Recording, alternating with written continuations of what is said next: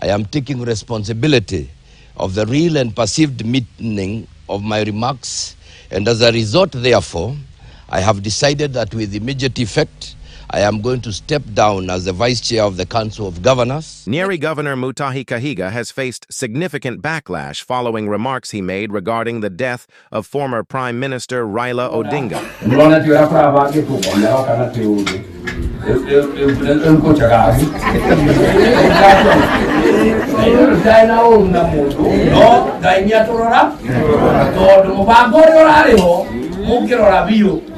Na inyo mutaumaga ibita rutari na kule na ko ito sio ndaro la biona ko niyo duaro usunoke todo itwe twake twikiaga tukirakie dukana ke leo turakibatire gaina kyaroka ekatiro uto arauga leo kororoni ate ko gore mwaka mwaka tuikaia bado mali to majokia drawing ke todo me bakure era kire hogi de so fuera ya kuikiaja gaina ke no ya quería gaki makwa mu na ya koma gakayo ile tibio sio ajira yake ona kete kule alikuwa ni kupija nani mara korogana mu ya kupatara baba ake moya ngenda ngati ya roke.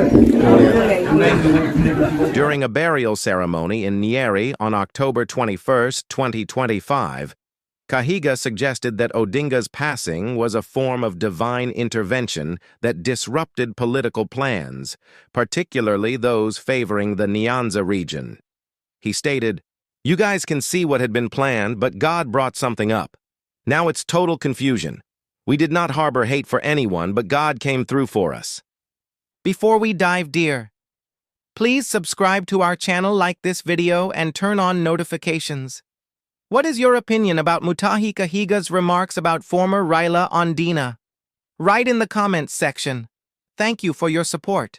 Mutahi's comments have been widely condemned by political leaders across Kenya. Former Chief Justice David Maraga criticized Kahiga's remarks as abhorrent and a violation of the Constitution, emphasizing that state officers are required to demonstrate respect for the people and bring honor to the nation. Nyeri Governor Anne Waiguru described Kahiga's comments as callous and irresponsible, stating that they do not reflect the views of the leadership or the people of Mount Kenya. The Orange Democratic Movement, ODM, also condemned Kahiga's remarks, urging him to apologize to the Odinga family and the nation. In response to the criticism, Governor Kahiga defended his statements, claiming they were taken out of context and were not intended to celebrate Odinga's death. He apologized to the Odinga family, the ODM fraternity, the Luo community, and all Kenyans who felt hurt by his remarks. Politicians like Kahiga, who in the life of Raila Odinga have used him as a bogeyman to scale their own political heights there.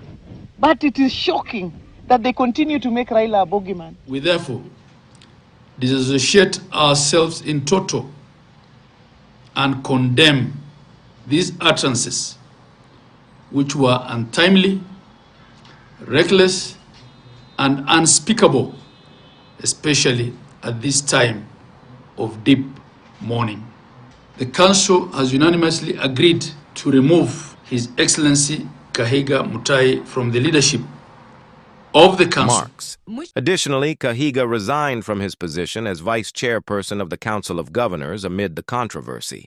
The relationship between the Kikuyu and Luo communities in Kenya has been complex and historically significant, shaped by political, social, and economic factors over the years. Historical context: colonial era.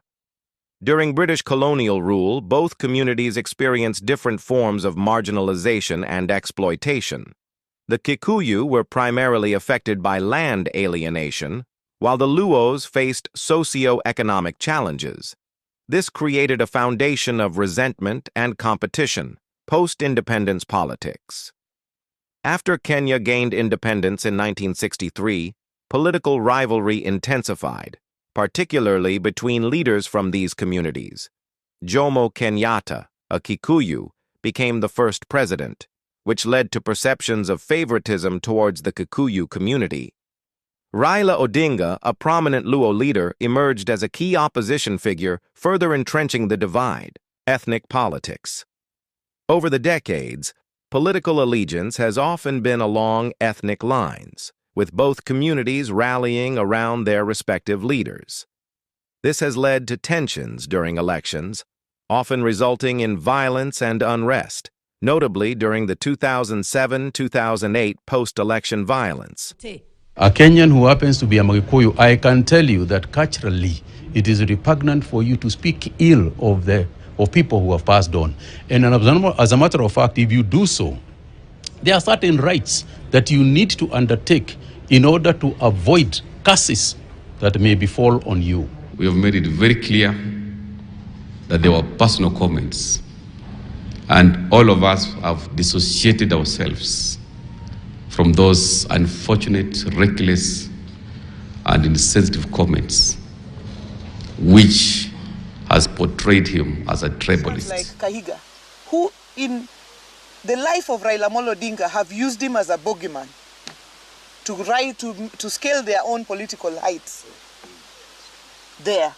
But it is shocking that they continue to make Raila a bogeyman in his death. We must continue to emphasize that his utterances were inexcusable, they were hateful, and they were outrageous. Anyone who associates with Gachagua and his ilk, like Kahiga, cannot be our friend.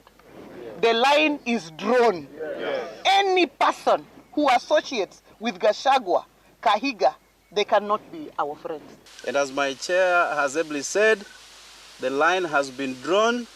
We will not seek any friendship with Gachagua and his surrogates. The demand for immediate arrest and prosecution of Governor Kahiga is public incitement of hatred, is not a matter of political disagreement, but a criminal offense that undermines national unity and peace. No leader is above law, regardless of apology. So I want to take this opportunity on behalf of the people of Kakamega to condemn the remarks of the former vice chair of COG. And as we continue to mourn the death of the former Prime Minister, the Right Honorable Raila Odinga, our motivation should be to implement his vision. He was a defender of devolution, service to the Wananchi. The line has been drawn. We will not seek any friendship with Gachagua and his surrogates. I reiterate the demand for immediate arrest and prosecution of Governor Kahiga is public incitement of hatred, is not a matter of political disagreement, but a criminal offense that undermines national unity and peace. No leader is above law.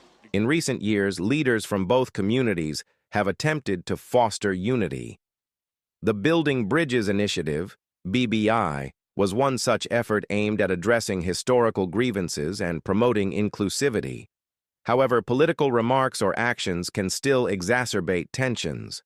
If Kahiga, a figure associated with the Kikuyu community, makes remarks that could be perceived as derogatory or dismissive towards the Luo community, several potential political ramifications could arise. Increased tensions. Such remarks might reignite historical grievances, leading to heightened tensions between the communities.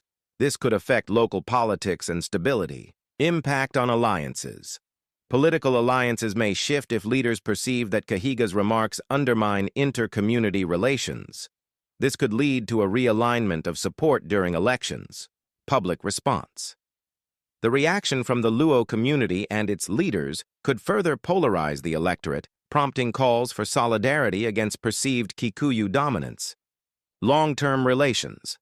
If not addressed, Kahiga's comments could have lasting impacts on Kikuyu-Luo relations, making future collaborations or reconciliatory efforts more challenging.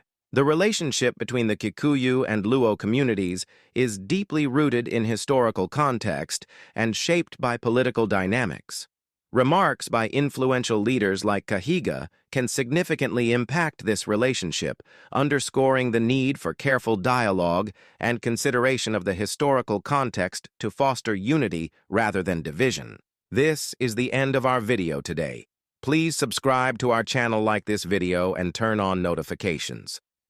What is your opinion about Mutahi Kahiga's remarks about former Raila Odinga? Write in the comments section. Thank you for your support.